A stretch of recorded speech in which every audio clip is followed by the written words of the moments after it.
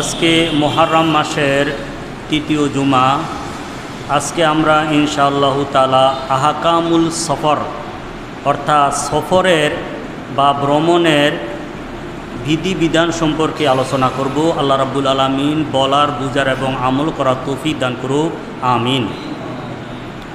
সফর এটা আরবি শব্দ, এর শাব্দিক অর্থ হল ভ্রমণ করা, এক জায়গা থেকে আরেক জায়গায় যাওয়া।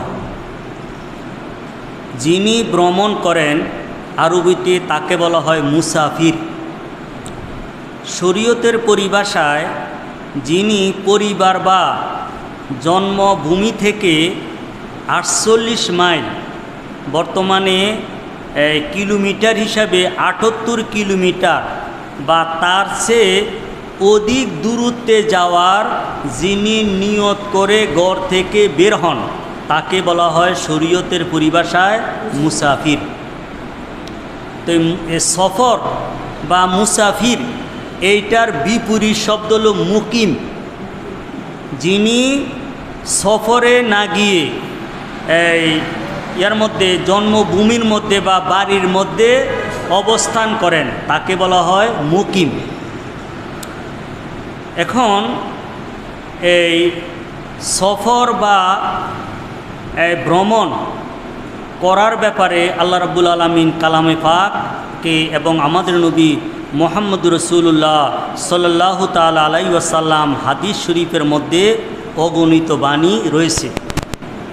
যেমন আল্লাহ তাআলা বলেন, সিরু ফিল আরদে ফানজুরু কাইফা কানা আকিবাতুল মুকাজ্জিবিন, যে তোমরা জমিনে ভ্রমণ করো, অতঃপর লক্ষ্য করো যাহারা মিথ্যাবাদী তাহাদের পরিণতি কি হয়েছে।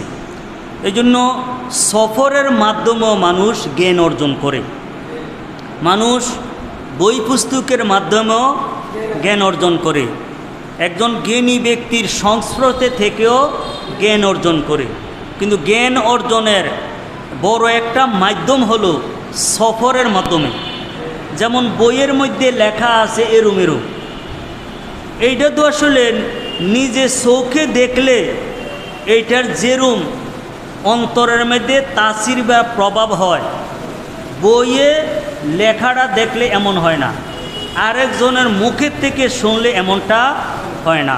এই জন্য আল্লাহ রাব্বুল আলামিনের কুদরতের অগণিত মহিমা আল্লাহ তাআলা আল্লাহর জগতের মধ্যে বিভিন্নভাবে বিভিন্ন প্রকৃতির মধ্যে আল্লাহ তাআলা নিয়ে গেছেন। এখানে এগুলোকে আল্লাহ তাআলা স্থাপন করে দিয়েছেন।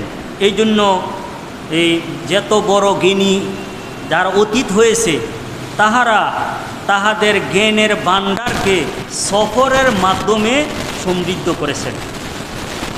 এখন কথা হলো যে সফরের লক্ষ্য উদ্দেশ্য হিসাবে সফর প্রধানত দুই প্রকার।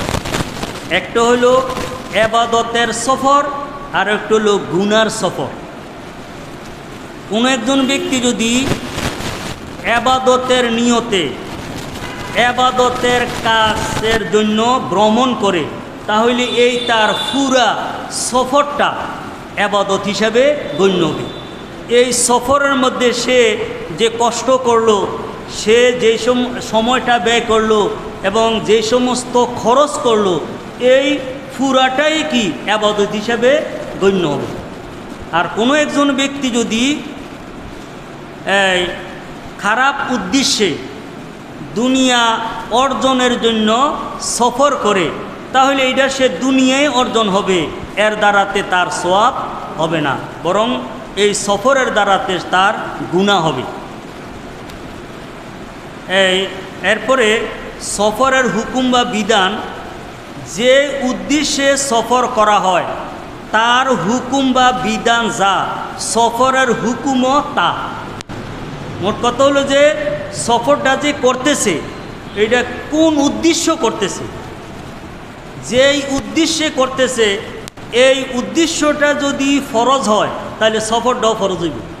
এই উদ্দেশ্যটা যদি যেটার জন্য সে সফর করতেছে এইটা যদি ওয়াজিব হয় তাহলে সফরটাও ওয়াজিব হবে। আর এটা যদি সুন্নত হয় তাহলে সফরটাও সুন্নত হবে। আর যেই কাজের জন্য যাইতেছে এই কাজটা যদি অবৈধ হয় তাহলে সফরটাও অবৈধ বা হারাম হবে। যেমন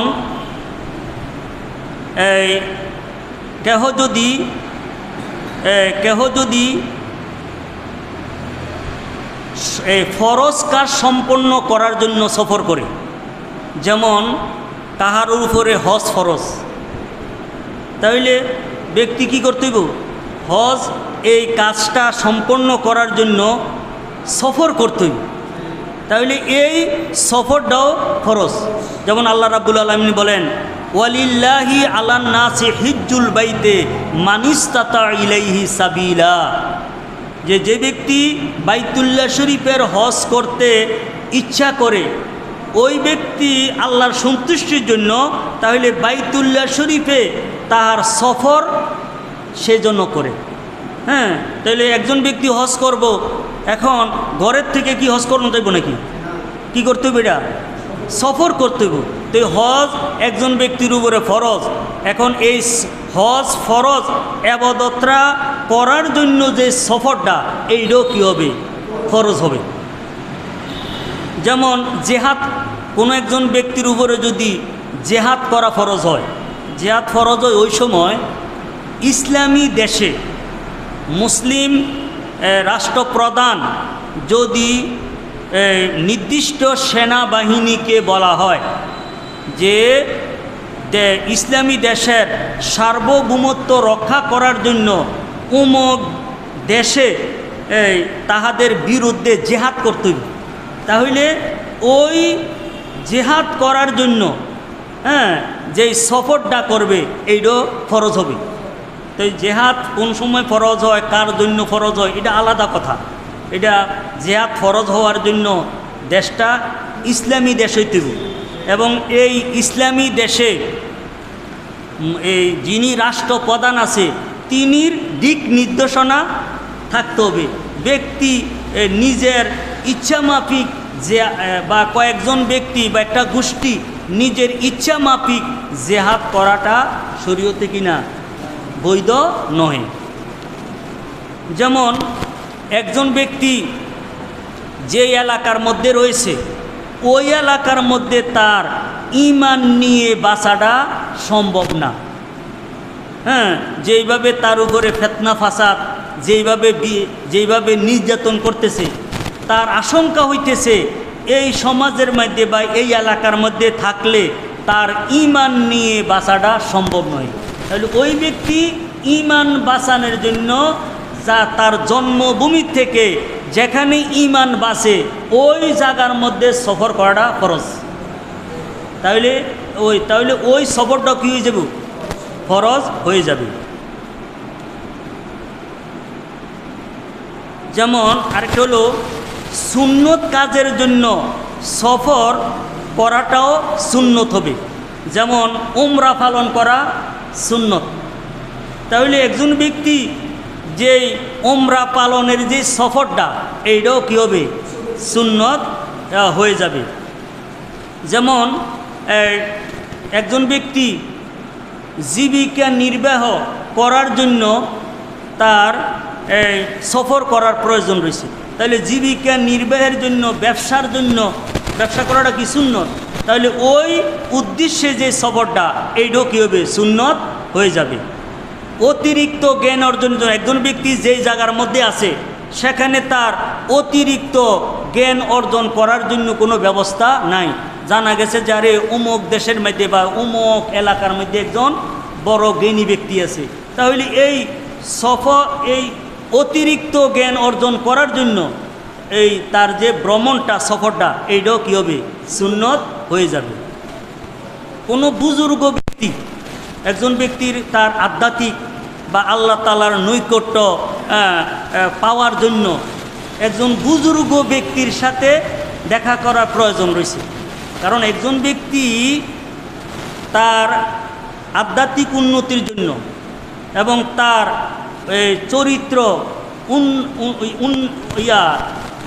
চরিত্রকে উন্নতি করার জন্য একজন বুজুর্গ ব্যক্তির সোহবত সংস্পর্শ এইটা কিন্তু বড় একটা কি কার্যকরী বিষয়। এটা কিন্তু ওই বুজুর্গ ব্যক্তির সোহবত ছাড়া এইটা সম্ভব হয় না।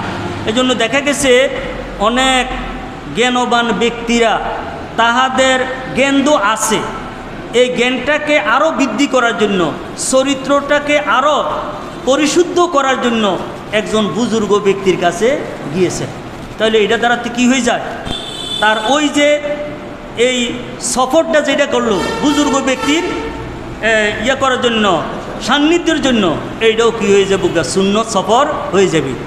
এবং দেখা গেছে যে একজন ব্যক্তি মৃত্যুবরণ করছে, তো ব্যক্তি যখন মৃত্যুবরণ করছে তাহার বুজুর্গ কি মরে গেছে নাকি? আরে বুজুর্গ তো তার যে বুজুর্গি ছিল, তাহার যে কারামত আছে, তাহার যে মর্যাদা আছে, এটি কি কমে গেছে না, বরং কোনো কোনো জায়গাতে এই ব্যক্তি বিশেষ তাহার মৃত্যুর পরে তার বুজুর্গি আরও বেড়ে যায়, আরও বেড়ে যায়। দেখা গেছে ইমাম শাফি রহমতুল্লাহ, তিনি একটা মাযহাবের ইমাম, তিনি যদি কোনো মাসআলাতে ঠেকে যাইতেন, এটা বুঝে আসে না, তাহলে তিনি তাহার জন্মভূমি থেকে ইরাকে হজরত আবু হানিফা রহমতুল্লাহর মাজার শরীফে এসে জিয়ারত করে তিনির মাসআলা এটা কি হল হয়ে যেত, এটা আয়ত্ত হয়ে যেত। তাহলে এই জন্য বুজুর্গনে কেরামদের মাজার শরীফে যদি এটা এমন হয় যে ওই মাজার যিনি ওয়ালা, হ্যাঁ, তিনি যদি বুজুর্গ হন, তিনির ইয়ে থেকে সোবতে গিয়ে মাজার জিয়ারত করে যদি তার বরকত হাসিল হয়, তাইলে ওইখানে যাওয়াটাও কি, এই সফরটাও কি, এটা সুন্নত সফর হয়ে যাবে। বৈধ কাজের জন্য যদি কেহ সফর করে তাহলে এটা কী হবে, বৈধ বা জায়েজ হয়ে যাবে।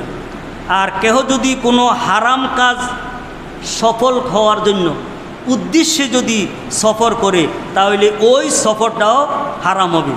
নাউজুবিল্লাহ, জানি কেহ যদি একটা জিনা করার জন্য সফর করে, হ্যাঁ, অথবা ডাকাতি করার জন্য, চুরি করার জন্য, তাহলে এই তার যেই সময়টা ব্যয় করলো, এইটার জন্য যে অর্থ ব্যয় করলো, এইটার জন্য যে কষ্ট করলো, পুরাটাই কি হারাম হিসাবে গণ্য হবে। এখন যে সফর, এইটা যে আমল, এই আমলটার মধ্যে সওয়াব নিহিত রয়েছে। তাই যে কোনো নেক কর্ম এইটার সওয়াব পাওয়ার জন্য নিয়ত শর্ত। যেমন আমরা জুমার নামাজ পড়তাম আসছি, এটা কি নেক কাজ না? কিন্তু এই নেক কাজটা সওয়াব পাওয়ার জন্য আল্লাহ তাআলার নিকটে এইটা নেক হিসাবে কবুল হওয়ার জন্য নিয়ত শর্ত। কেউ যদি এরম বলে, এরম নিয়তে আসে মসজিদে, বাড়িতে বসে থাকলে স্ত্রী কি কইব, অন্যজনে কি কইব, ঠেকে মসজিদও আসছে, জুমার নামাজও আসছে, অথবা লোক দেখানোর জন্য আসছে, তাহলে নামাজের মতন, জুমার মতন একটা ইবাদত, এটা কি, এটা সওয়াব থেকে সে বঞ্চিত হবে। উদ্দেশ্য কি কারণে? তার নিয়তের অভাবে। নিয়তটা লিল্লাহিয়াত হতে হবে, আল্লাহ তাআলার সন্তুষ্টির জন্য হতে হবে। এজন্য যাহারা আমরা এই ইবাদতের জন্য সফর করি, আমরা এই সফরের বের হওয়ার সময় আমরা যেন ইবাদতের নিয়ত করে ফিরি, আল্লাহ রাব্বুল আলামিনের সন্তুষ্টের নিয়ত করি। এই ব্যাপারে সবাই আমাদের জানা আছে একটা হাদিস শরীফ, যেটা সবাই জানা, ইন্নামাল আমালু বিন্নিয়াত। এটার মর্ম হলো নিশ্চয় আমল সমূহের সওয়াব নিয়তের উপরে নির্ভর। ওয়াইন্নামা লিমরিম মানাওয়া, নিশ্চয় ব্যক্তির জন্য তাহাই রয়েছে যাহার সে নিয়ত করে। এইটার ব্যাখ্যার মধ্যে আছে, একজন ব্যক্তি একটা সফরে যদি একাধিক নিয়ত করে তাহলে একাধিক সওয়াব পাইব। সফর কয়টা? একটা। যেমন একজন ব্যক্তি মনে করেন ভারতে সফর করব বাংলাদেশ থেকে, এখন যদি নিয়ত হয় আচ্ছা ঠিক আছে ওই ভারতের এক বুজুর্গ ব্যক্তি আছে তিনির সাথে আমি সাক্ষাৎ করব, তাহলে বুজুর্গ ব্যক্তির সাক্ষাতে যাওয়া এটা একটা সওয়াবের কাজ। এই খাজা মঈনুদ্দিন চিশতি আজমিরি রহমতুল্লাহর মাজার শরীফ আছে, তিনিও তো বুজুর্গ, তিনির মাজার শরীফ আমি জিয়ারত করব। আরেকটা যদি এরকম নিয়ত হয়, আমার জানা আছে ভারতে একজন বড় আলেম আছে, তিনির কাছে আমি শরীয়তের মাসলা মাসাইল আমি জিজ্ঞাসা করব, তাহলে ওই এলেম তলবের জন্য, জ্ঞান অন্বেষণের জন্য কি হয়ে যাব, এটা সওয়াব হইব। একজন ব্যক্তি যদি বলে যে এই ভারত এটা এখানেও তো আল্লাহ রাব্বুল আলামিনের অগণিত আল্লাহর কুদরতের নিদর্শন রয়েছে, তাহলে আমি এই সফরটা করতেছি আল্লাহ রাব্বুল আলামিনের নিদর্শনকে দেখে আমার ঈমান যেন আরও মজবুত হয়। তাহলে সফর কয়টা? একটা। তো একের মধ্যে যদি সে একাধিক যদি নিয়ত করে তাহলে একাধিক নিয়তের কারণে সফর একটা কিন্তু সওয়াব একাধিক হয়ে যাবে। হ্যাঁ, ফামান কানাত হিজরাতু ইলাল্লাহি ওয়া রাসূলিহি ফা হিজরাতু ইলাল্লাহি ওয়া রাসূলিহি, যেই ব্যক্তির হিজরত হবে আল্লাহ এবং রাসূলের সন্তুষ্টির জন্য তাহার হিজরত আল্লাহ এবং রাসূলের সন্তুষ্টির জন্যই হইবে। আর ওমান কানাত হিজরাতু ইলা দুনিয়া ইউসিবুহা আও ইলা ইমরাতিন ইয়ানকিউহা ফা হিজরাতুহু ইলা মা হাজারা ইলাইহা, আর যেই ব্যক্তির হিজরত কি নিজের জন্মভূমি ছেড়ে এখানের ধন সম্পদ আত্মীয় স্বজন ছেলে সন্তান সব কিছু মায়া ছেড়ে দিয়ে এক দেশ থেকে আরেক দেশে স্থানান্তর হওয়া, এটারে কি বলা হয়? হিজরত। এটা কত কঠিন ব্যাপার না? আর এটা কিরম কঠিন? আরে ছেলে সন্তান এই নিজের কষ্ট অর্জিত সম্পদ বাড়িঘর সব কিছু ছেড়ে দিয়ে চলে যাওয়া, কিসের তাকিদে? ঈমান হেফাজতের তাকিদে। তাহলে রাসূল বলেন যে যেই ব্যক্তি এরকম হিজরত করে ইলা দুনিয়া লাভের জন্য, বাহ্যিকে দেখা গেছে যে সে আরে ঈমান রক্ষা করার জন্য এক দেশের থেকে আরেক দেশে যাইতেছে, অন্যজনও যাইতেছে, সেও তাদের সাথে যাইতেছে, কিন্তু তার মনের বাসনা হলো যে না সেখানে গেলে আমার দুনিয়াবি লাভ বেশি হইব এখানে থাকার থেকে। আও ইলা ইমরাতিন, অথবা একটা মহিলা তার হিজরত তৈলের আরে ওই এলাকায় যদি যায় তাহলে ওই এলাকায় আমার একজন প্রেমিকা আছে, সেখানে তাকে যাইয়া বিবাহ করব, তাহলে তার হিজরতটা কি লিগা? সুন্দরী নারীকে বিবাহ করার জন্য। রাসূল বলতে ফা হিজরাতু ইলা মা হাজারা ইলাইহা, তাহলে ওই তার হিজরতরাও ওই দুনিয়া পাইব, সুন্দরী নারী পাইব, এইটার মধ্যে কোনো সওয়াব পাওয়া যাবে না। তাহলে আমরা যে কোনো সফর আমরা যদি এই আবাদতের সফর যেটা এইটার মধ্যে আমাদেরকে বিশুদ্ধ নিয়ত থাকতে হবে। একটা দীর্ঘ হাদিসের একটি অংশ বলি যে নবী করিম সাল্লাল্লাহু আলাইহি ওয়াসাল্লাম সাদ ইবনে আবি ওয়াক্কাস রাদিয়াল্লাহু তাআলা আনহুকে লক্ষ্য করে বলছেন, ইন্নাকা লান তুনফিকা নাফাকাতান তাবতাগি বিহা ওয়াজাল্লাহ ইল্লা উজিরতা বিহা। যে রাসূল সাল্লাম সাদ ইবনে আবি ওয়াক্কাসকে বলেন, তুমি যে কোনো খরচ করো না কেন এইটা দ্বারাতে যদি আল্লাহর সন্তুষ্টি লাভের উদ্দেশ্য হয় এইটারে তুমি এই উজরত পাইবে, এইটাই তুমি সওয়াব পাইবে। এই জন্য এটা না শুধু, অন্য হাদিস শরীফ আছে যে ব্যক্তি নিজের জন্য খরচ করে আল্লাহর সন্তুষ্টির জন্য, বলে নিজের জন্য আল্লাহর সন্তুষ্টি কি? যে আমি মনে করেন এই ভালো ভালো খানা খাইতেছি, যে এই ফল খাইতেছি, বা দুনিয়াতে আমি স্বাচ্ছন্দ্যে জীবনযাপন করতেছি, এটার উদ্দেশ্য হলো আমার শরীরটা যেন সুস্থ থাকে। আর শরীর যদি সুস্থ থাকে আমি আল্লাহ তাআলার ইবাদত ভালোভাবে করতে পারি। এই জন্য নফকাতুর রাজুলের নাফসি সদাকা, একজন ব্যক্তি আল্লাহর সন্তুষ্টিতে নিজের জন্য যেটা খরচ করে এইটাও দান। আবার এই বাহাবা পাওয়ার জন্য, লোক দেখানোর জন্য যদি যাকাতও দেয়, দানও করে, তাহলে এটা কি? এইটা কোনো সদকা হবে না। এরপরে রাসূল সাল্লাম সাদ ইবনে আবি ওয়াক্কাসকে এটা বললেন যে হাত্তা মা তাজআলু ফি ফি ইমরাতিক, এমন কি যে তোমার স্ত্রীর মুখের মধ্যে যেইটা দেও, স্বামী স্ত্রীর মুখের মধ্যে করে আদরে, তাকে মহাব্বত করে কিছু মুখের মধ্যে দিয়ে দিল। তো রাসূল বলছে যে এইটাও কি সদকা? এটাও কি? কারণ এই তোমার স্ত্রীকে যে তুমি খাওয়াইতেছ, তোমার স্ত্রীর সাথে যে এই ভালোবাসা স্থাপন করতেছ, তাহলে এইটাও আল্লাহ তাআলার সন্তুষ্টি, তাহলে এইটাও কি দান হিসাবে হবে। তো মোট কথা আমরা এই ইবাদতের যে সফর, এগুলোর মধ্যে সওয়াব পাওয়ার জন্য যেন আমরা একমাত্র আল্লাহ রাব্বুল আলামিনের সন্তুষ্টিতে আমি সফর করতেছি, এইটা যেন নিয়ত থাকে। হ্যাঁ, এই দিকে আমাদের লক্ষ্য করার প্রয়োজন রয়েছে। সফরে কষ্ট রয়েছে, এই কারণে সফরে যিনি মুসাফির থাকেন, শরীয়তের অনেক বিধি বিধানের মধ্যে আল্লাহ রাব্বুল আলামিন তাহাকে সহজ করে দিয়েছেন।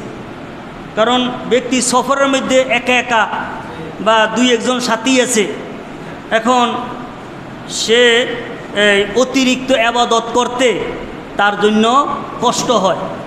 এই জন্য আল্লাহ রাব্বুল আলামিন মুসাফিরের জন্য সফর অবস্থায় তাহার শরীয়তের অনেক যে ইবাদত, এগুলার মধ্যে শিথিল করে দিয়েছেন। এটা আল্লাহ তাআলার কি অনুগ্রহ।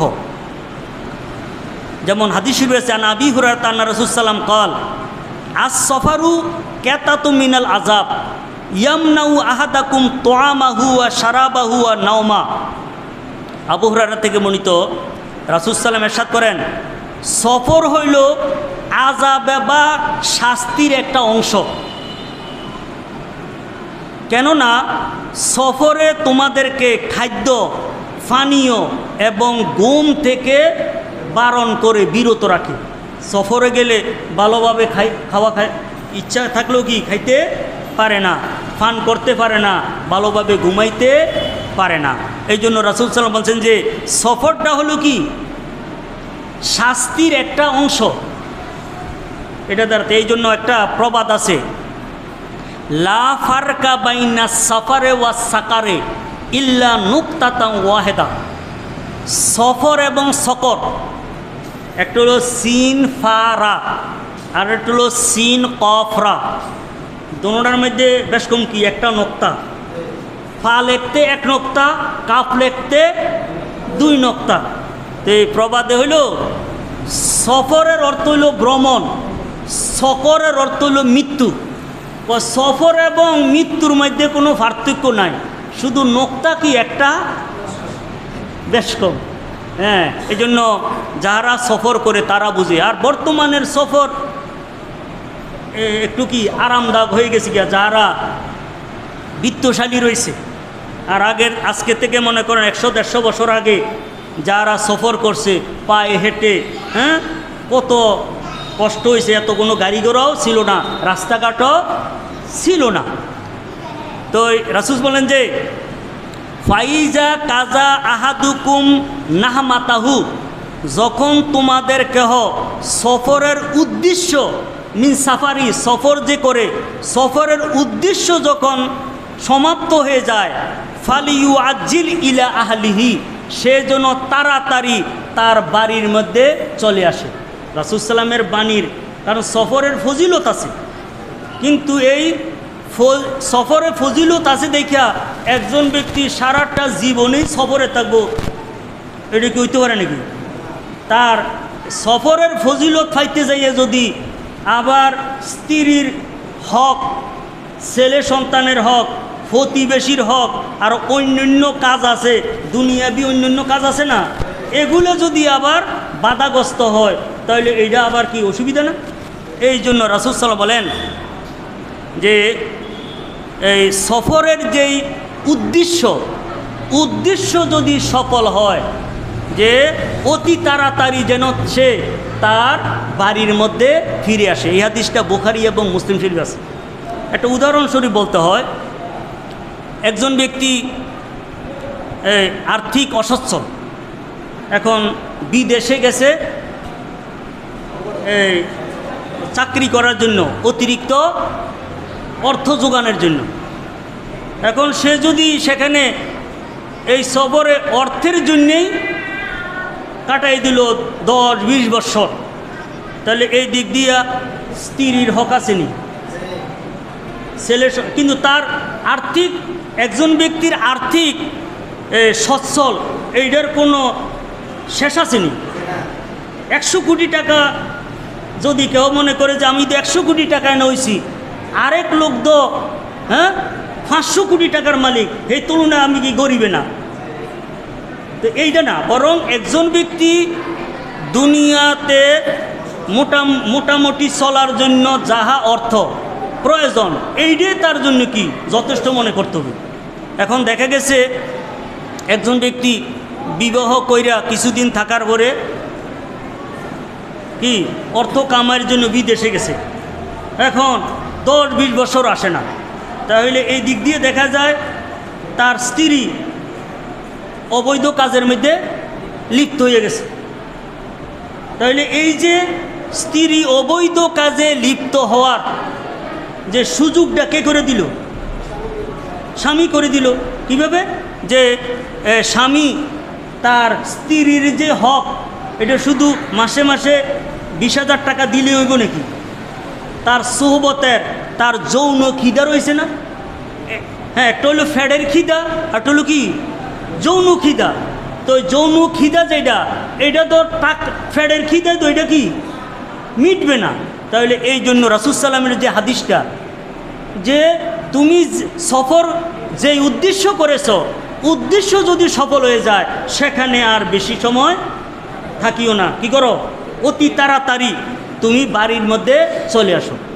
একজন ব্যক্তি ছেলে সন্তান আছে, অনেক সময় দেখা গেছে ছেলে সন্তান পিতা এবং মাতা উভয়জনে এই দেখাশোনা করার পরেও ছেলে সন্তান কন্ট্রোলে রাখা যায় না।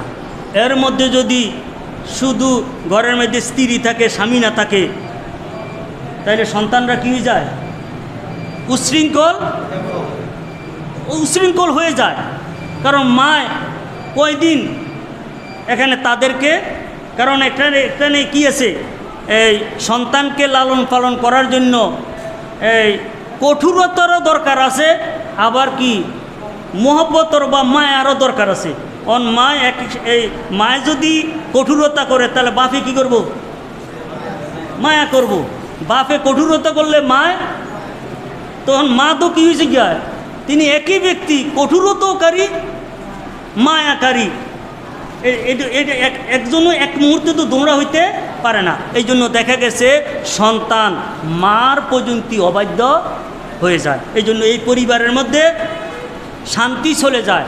যদিও টাকা আছে, টাইলস করা কি বাড়ি করলো, কিন্তু এই বাড়ি দ্বারাতে এই তার এবং পরিবারের সুখ শান্তি আসে না। এই জন্য যাহারা দীর্ঘদিন বিদেশে শুধু করে, তাহাদের এই রাসূল সাল্লামের হাদিস শরীফটা, বিদেশে যাওয়া হয়েছে যে আর্থিক সচ্ছলতার জন্য। আর্থিক সচ্ছলতা আছে, এরপরে আর বিদেশে থাকার প্রয়োজন নাই।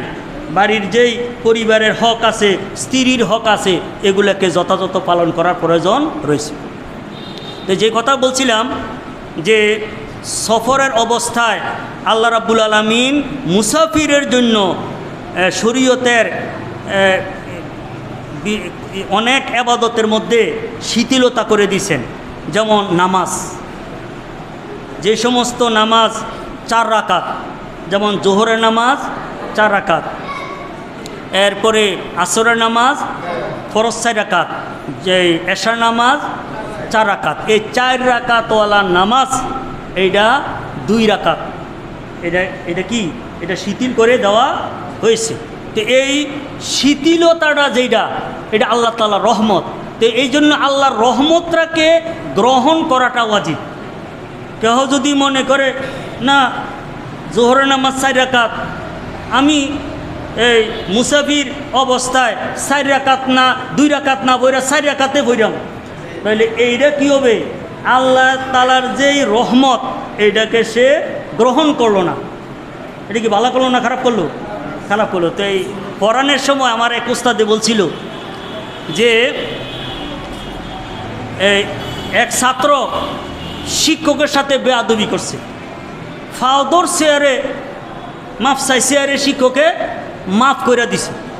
মাফ করার পরেও ছাত্র শিক্ষকের ফাও ছাড়ে না, কই যে ফাও ছাড়তাম না, কই যে এইটাও তো একটা বেয়াদবি। মাফ করার পরে কি ফাও কি সারাক্ষণ কি ধরে রাখবো? তো এখন আল্লাহ রাব্বুল আলামিন 4 রাকাতের মধ্যে 2 রাকাত মাফ করে দিয়েছেন, শিথিলতা করছেন। এই বন্দার এখন কি 4 রাকাত না পড়ে 2 রাকাত পড়াটাই ওয়াজিব। 2 রাকাত পড়াটাই, হ্যাঁ সুন্নাত। আমরা এখানে পরবর্তীতে আরও বলবো, এইগুলা বিস্তারিত কথা বলবো। আজকে একটু আমরা ভূমিকা স্বরূপ সফরের কিছু আহকাম সম্পর্কে বলতেছি। আচ্ছা, এই জন্য আল্লাহ রাব্বুল আলামিন বলেন, ওয়াইজা জরাবতুম ফিল আরদে ফালা জুনাহা আলাইকুম আন তাকসুরু মিনাস সালাহ। আল্লাহ বলেন, যখন তোমরা জমিনে ভ্রমণ করো, তোমাদের জন্য নামাজকে সংক্ষেপ করা, অর্থাৎ 4 রাকাত থেকে 2 রাকাত করা, এইটা তোমাদের অপরাধ নহে। তাহলে সফরে এই নামাজ কসরের ব্যাপারে আল্লাহ তাআলার কি রয়েছে, নির্দেশনা রয়েছে। এবং রাসূল সাল্লামেরও বাণী রয়েছে। কালা ইবনু উমর সহিবতু রাসূল সাল্লাম, আব্দুল ইবনু উমর বলেন, আমি রাসূল সাল্লামের সাথী হয়েছি। ফাকানা লা ইয়াজিদু ফি সফরে আলা রাকাতাইনি, যে রাসূল সাল্লাম 4 রাকাত নামাজের মধ্যে 2 রাকাত থেকে অধিক নামাজ পড়েননি। ও আবা বকরিন, এবং আমি আবু বকর রাদিয়াল্লাহু তাআলা আনহুরও সাথী হয়েছি। হাত্তা কুবিজা, তিনি এন্তেকালের পূর্ব মুহূর্ত পর্যন্ত। ওয়া উমারা ওয়া ওসমান কাজালিক, এমনইভাবে উমর এবং ওসমান তাহাদেরও আমি সাথী হয়েছি। তাহারা 4 রাকাত নামাজে 2 রাকাত থেকে অতিরিক্ত তাহারা পড়েননি। এই হাদিসটা নাসাই শরীফের 1458 নম্বর হাদিস হিসেবে রয়েছে।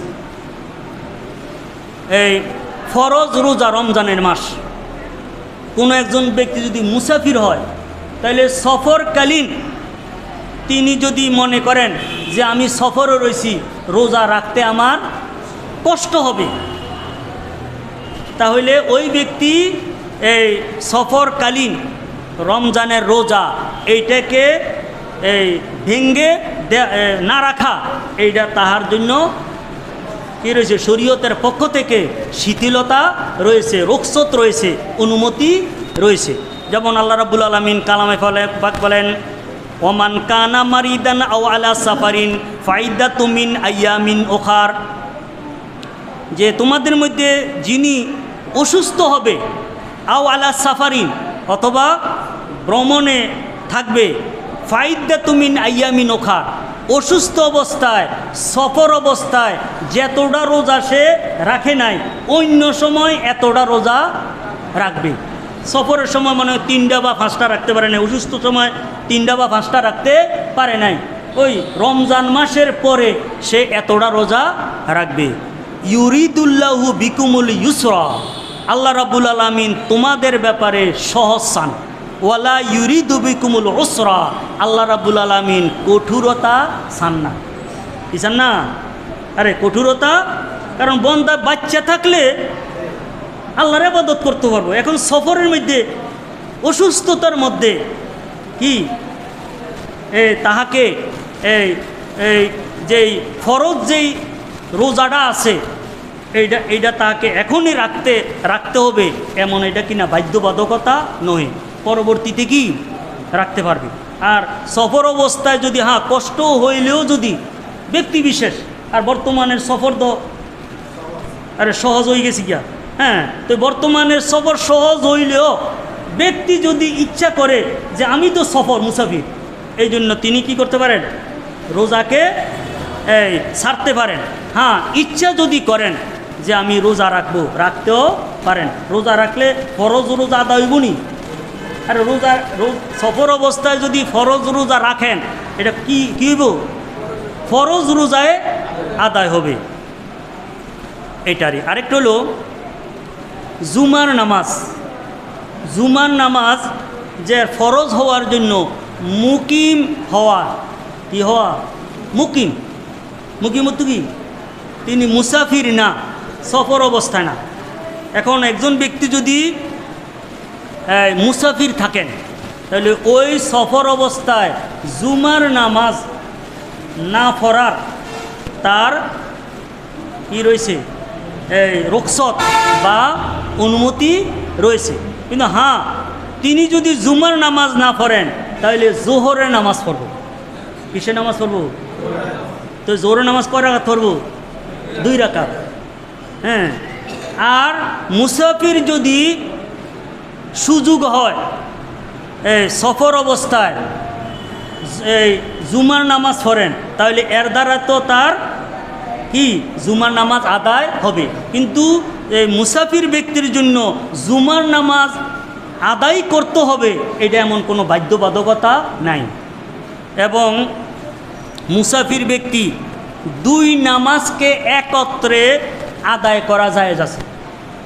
একত্রে যায় অর্থ কি? একত্র হইলেও সফরের অবস্থায় বিশ্রামের ব্যাপার রয়েছে, আরেকটা হলো ফানির ব্যাপার রয়েছে, উজু টুজু করতে হইব, নামাজ পড়তে হইলে। তাইলে তিনি যদি মনে করেন